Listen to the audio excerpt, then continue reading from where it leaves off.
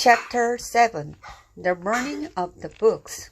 The Dragon King watched the bonfire as it blazed up toward the sky. Around the fire, the air was thick and wavy. Bamboo books were stacked beside the fire, waiting to be burned. "Hurry!" said the scholar. They jumped down from the cart and joined the crowd by the bonfire. The Dragon King shouted to the soldiers. They began throwing the books into the fire. The bamboo crackled as it burned. "Stop!" cried Annie. Jack grabbed her. "Quiet," he said. Annie pulled away. "Stop!" she shouted again, but her voice was lost in the noise of the roaring fire. "There's your story," said the scholar. He pointed to a bamboo book that had fallen off a waiting stack. "I get it," said Annie. She dashed over to the book. "Annie!" cried Jack. But she had already snatched up the bundle of bamboo strips and was charging back to them. "Got it! Quick! Put it in your sack," she said. Jack put the bundle of bamboo strips in his sack. Then he looked around fearfully. He gasped. The Dragon King was glaring at them. Then he headed their way. "Seize them!" the Dragon King shouted. "Run through the burial grounds!" The scholar said to Jack and Annie. "The soldiers will be afraid to follow. They fear the spirits of the ancestors." "Thanks," said Jack. "Thanks for everything. Good luck," cried Annie. Then she and Jack took off.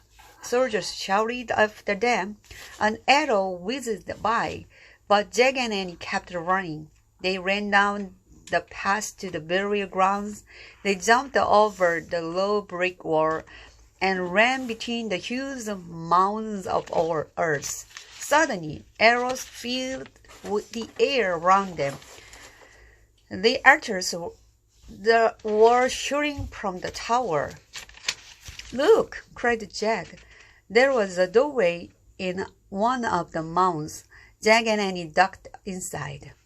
They were in a long hall lit with oil lamps.